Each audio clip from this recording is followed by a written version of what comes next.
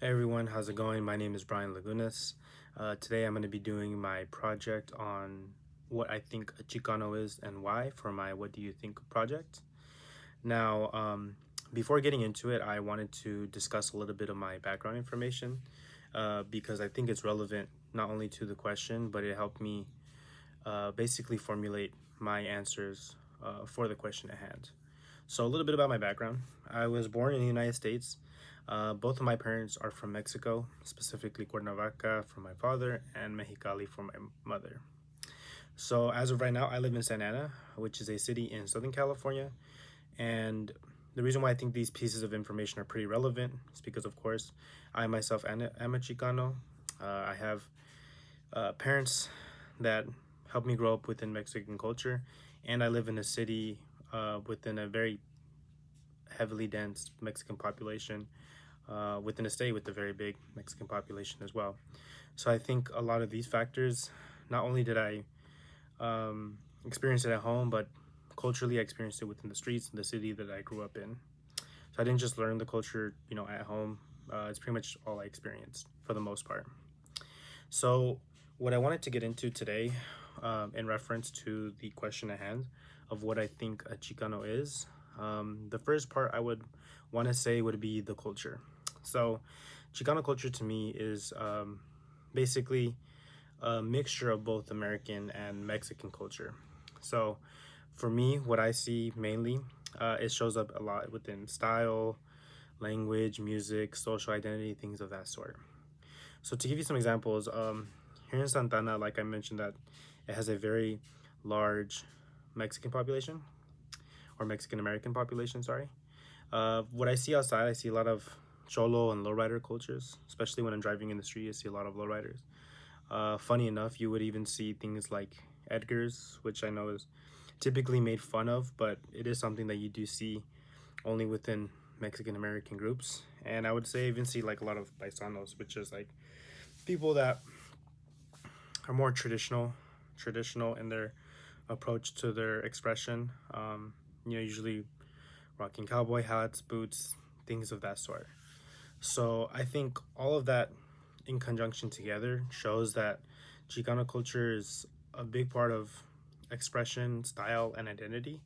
And you can see that a lot just going out in Southern California, but even more so here in Santa Ana. Now, the second part that I wanted to get into for what I believe is a very big part of being Chicano, I think is very relevant, especially today. So I think it's more of like a political consciousness and even like activism. So in this class, I learned a lot about the Chicano movement, especially when Mexican Americans essentially organized for civil rights, on better education, labor protections, and basically representation. Because prior to that, I knew of the name of Cesar Chavez. I knew he was a civil rights activist, but I really wasn't too aware of what exactly it was that he was uh, fighting for. But in this class, I learned a lot about how he fought for the Chicano people, especially those that were working within the farmlands. So, what he showed me was that a big part of the Chicano culture is, essentially fighting for what you believe is right. And the reason why I think that's very relevant today, that political consciousness and activism, I think is very relevant, especially with everything going on with the ICE protests.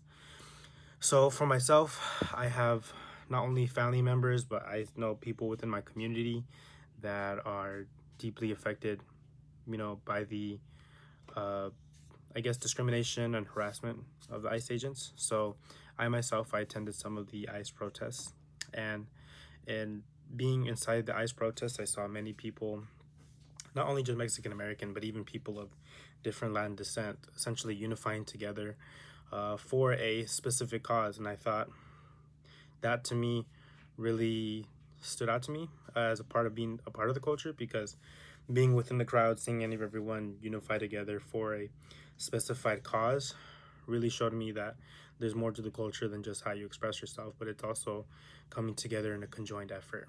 So I think that kind of shows parallels to what was experienced in the past. In the past, many of the farm workers were divided, living within poverty, accepting poor working conditions, And of course, them reflecting back and looking at the system in place, they decided to come together to fight oppression.